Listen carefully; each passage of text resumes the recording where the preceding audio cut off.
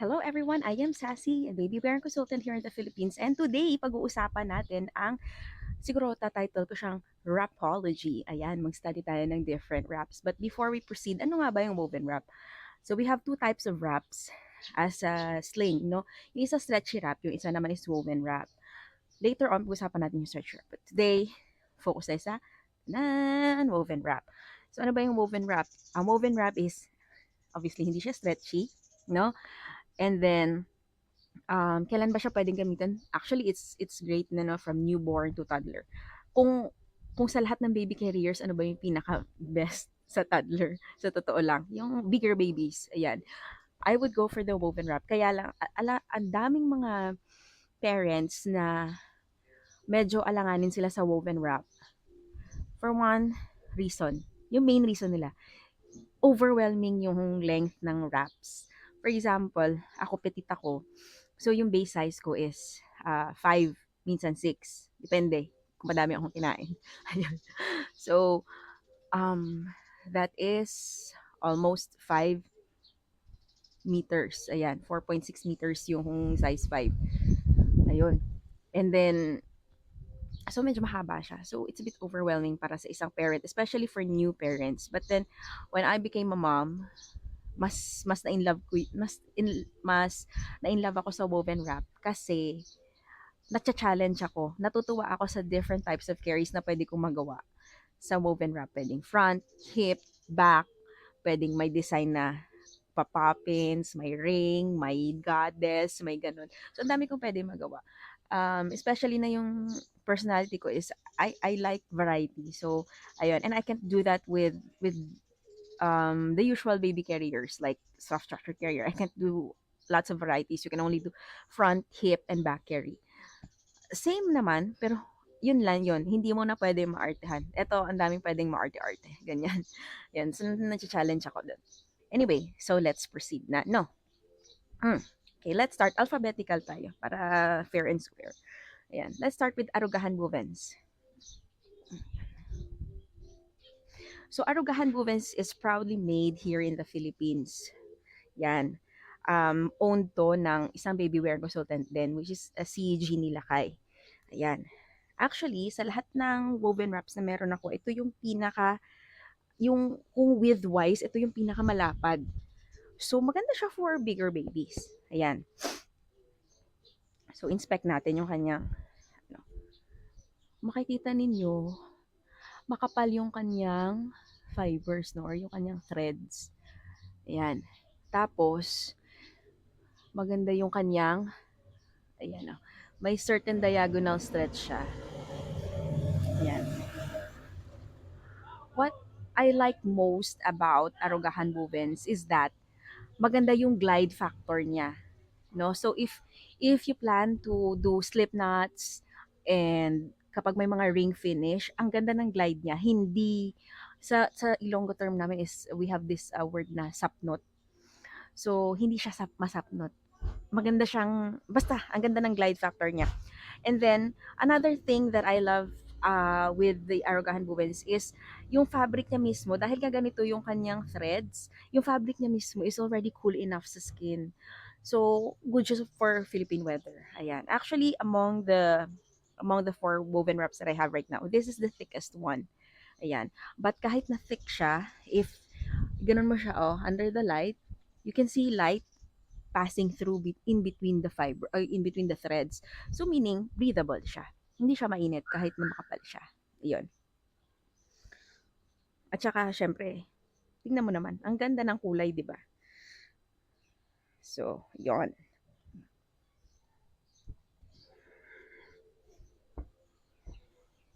That's Arogahan Wovens. Ayan. Plan ko na walang cut-cut yung video. Kaya lang, I had to check the video first. Kasi, actually, nag-record na ako kanina. More than 10 minutes na video. Walang audio. Ayan, I had to check. Anyway, so proceed tayo sa next. Daiso. Daiso na wrap. So this one is made in Malaysia. Owned by Ilyani. Ayan. Safety tested. Ayan. At saka, ang kagandahan nito, well, honestly, hindi ko pa siya na-break in. Ayan. Siguro kung may small baby ako, palagi ko 'tong nagagamit. But those who already have used Daiso before, would say na ma ma ano 'to, malambot siya once na na-break in na. Ito yung parang type ng woven wrap na talagang kailangan mong i-break in para ma ano mo, ma-enjoy mo. But then it's okay, no? It doesn't mean na kapag kailangan mo pang i-break in, it's not a good carrier. It is. It is really good, no? So, tingnan natin yung kanyang diagonal stretch. Yan. So, this one, kung titignan mo siya under the light, may may makikita ka ng mga parang maliliit na spaces in between fibers or threads. So, breathable siya. Ayan. Kung titingnan mo, ayan. Let's do the diagonal stretch test. Hindi gaano. Siguro maybe dahil hindi pa siya ganun ka na break in. But once na break in ko to, I'll let you know, no? Between Arogahan Wovens and Daiso, mas makapal si Arogahan Wovens. Ayan. But napaka-sturdy din itong Daiso. Ayan. Bakit ko ba tinetest yung diagonal stretch? Diagonal stretch actually, pag maganda yung diagonal stretch niya, meaning maganda yung pag-contour sa katawan. Maganda yung pag-contour sa katawan once na ginamit. Ayan. Here in the Philippines, you can buy Daiso sa Echo Snuggles. Just let me know. Just PM me if you want to own one. Ayan. Next, we have Didymos. Didymos is the oldest na brand na gumagawa ng woven wraps. Woven wraps, ring slings, ganyan. Ngayon, nagdagdag na sila ng mga different types of baby carriers like buckled carriers on Buhimu, ganyan, Mayday, but sila talaga yung woven wrap, no? Obviously, this is safety tested and owned siya by Tina Hoffman. Ayan. What I love most about this one is ito yung may pinakamagandang diagonal stretch among sa kanilang apat. I want to show you, no? This one, no? Tingnan nyo. Oh, di ba? So meaning to say, napakaganda to kapag sinuot mo na siya kasi talaga magkukontour sa katawan mo. Ayan. And when I actually opened this, parang around 1 to 2 times ko lang siyang kailangan na gamitin. Malambot na siya. Ayan. So, compared, this one, si Daiso medyo stiff pa kasi kailangan i-break in. How many times ko na bang ginamit to? Mga 2, 3 times ata. Ayan. And then, yung woven wraps naman, right, nung pagkarating talaga, no need na to break in kasi malambot na siya. It glides very, very well. Ayan. So, this one, mas manipis pa to kay Daiso at saka kay Arogahan Wovens. Ayan. And when you look sa ano, hindi kasi makita sa camera, but then pag titingnan mo siya, ayan, pag gaganon mo sa light, mas malaki yung kanyang spaces in between. Which means it's breathable. So, maganda din sa Philippine weather. Ayun.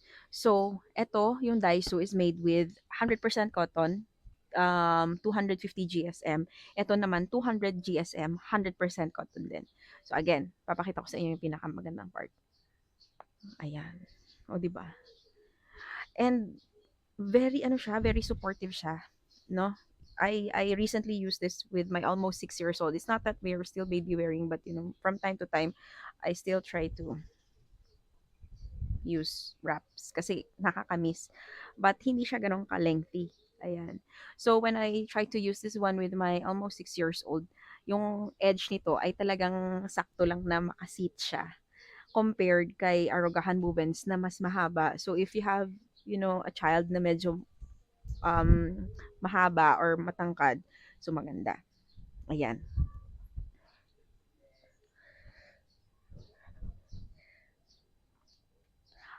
Another one na maganda dito sa sa Didymos is machine washable siya. So, hindi siya ganun kaselan na alagaan. Ayan.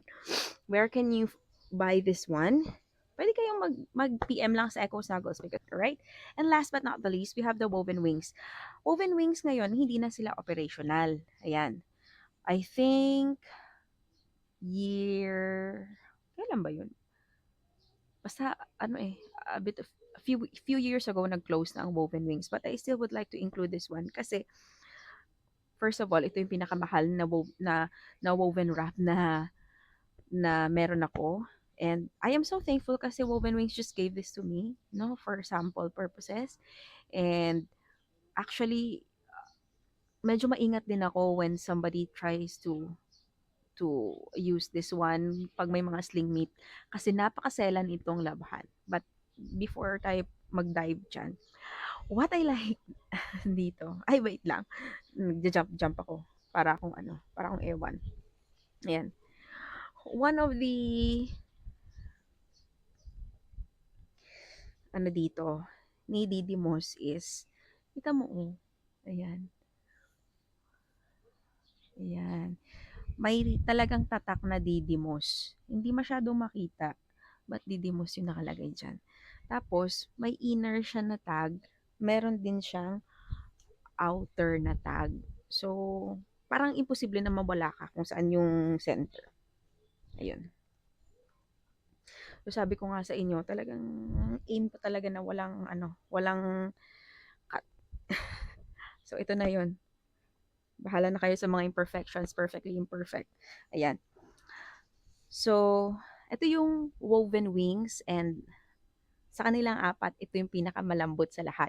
This is made with Egyptian cotton and merino wool. Okay, I know na iisipin nyo, wool, mainit. May init factor siya. But more like, dun tayo sa may gaspang na factor. Kung init, hindi gaano, no? But may konting gaspang na factor lang sa balat. But hindi siya annoying na gaspang. Ayun. Tapos, ito yung pinakamalambot. Pakita ko sa inyo. Ayan, oh.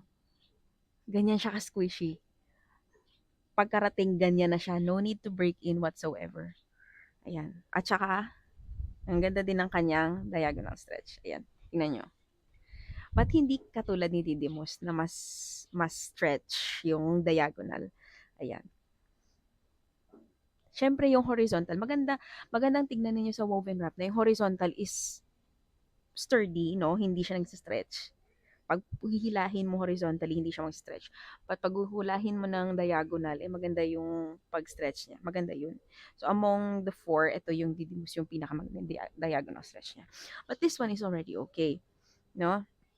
Maganda yung glide factor ni Woven Wings. Ayan. Kasi, nasa fabric. Alam nyo kung ano yung maganda pa dito. Kasi, iba yung pattern sa isang side, iba din sa kabila. Hindi mo right there and then mapapansin. But then dito, yung parang lines niya is the blue one. Pag dito sa kabila, yung parang lines niya is the gray one. Yun. So, hindi ka din parang kumbaga, kasi yung isa sa mga struggles kasi pag nagwo-woven wrap ka, hindi mo na alam kung yun ba yung tamang pag-flip mo, ganyan. Yun. Ito naman yung pinaka, kumbaga, kumbaga kung sa baby, ito yung pinaka, sensitive. Ayan. Kasi, hindi pwedeng isampay, hindi pwedeng machine wash. What I used to do, and this is yung instruction ng mga tao na, instruction sa manual, at saka, na-share din ng, sorry, na-share din ng mga nagkaroon ng woven wings is, pag linabhan ko 'to, parang mega box siya or malaking batya. Tapos yung soap is super duper konti. Super konti lang. Yung parang parang may espiritu lang ng sabon. 'Yon. Tapos pag andiyan na siya sa may batya, gaganunin ko lang siya. Ganyan lang. Tapos ganyan. Very very soft lang siya. Ganyan. Ganyan ganyan lang. Tapos bawal siyang pigain. Bawal mo siyang, for example, ito yung batya, bawal mo siyang iganon, pataas ng batya. Bawal yung ganon. Bakit? Kasi masisira yung kanyang fibers. So what I used to do is that from the batya, no, so syempre, yung isang kwarto namin dati kasi maliliit pa yung babies namin, so, hindi pa yung ginagamit. So what I used to do is minamap ko yung floor, tsaka let it dry. Ayan, walang gamit sa paligid. And then what I do is from the batya, parang igaganon ko lang siya, parang paparol ko lang siya sa floor, and then andun na yung iilang dry na towels na malaki. And then, pag ilalatag mo yan sa may floor, no? Ilalatag ko siya sa floor, which is, ewan ko kung may video ako nun. But I think meron akong video. Tapos, ipapakita ko lang para may idea lang kayo kung if ever, you have woven wings para hindi masira. Kasi I think 20,000 plus to in peso kapag binili. So, yan. Suppose, no, may towel. Ilalagay mo yung towel. Hey, kuha ka ng towel, wait lang. So, if I remember correctly, ah, nakaabang 3 hanggang 4 na towel. Ayan. Kasi bawal mo tong isampay. Once na isampay mo to, forever damage na siya. Pangit na. Hindi mo na din magagamit. As in, sirang-sira siya. So, yan. So, imagine nyo, sa room na, na floor, walang gaanong gamit. Tapos, naka-diagonal yan. Naka-diagonal yung woven wrap. Tapos, what I do is that ito yung towel. Yan. Tapos, nakaganon siya.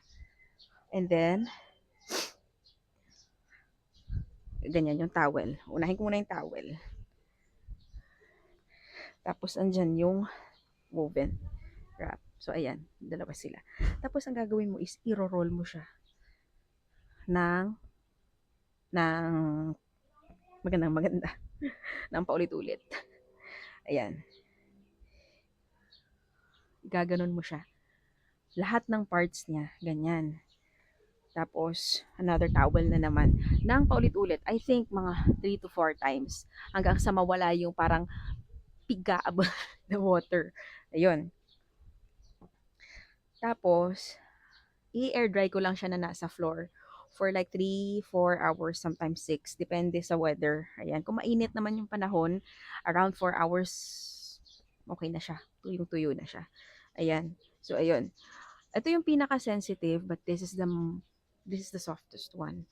Anyway, so sayang kasi hindi na sila operational ngayon. But, should they come back, no, sa industry, I hope, wait lang, hindi ako makita. I hope that you will get a chance to explore this one.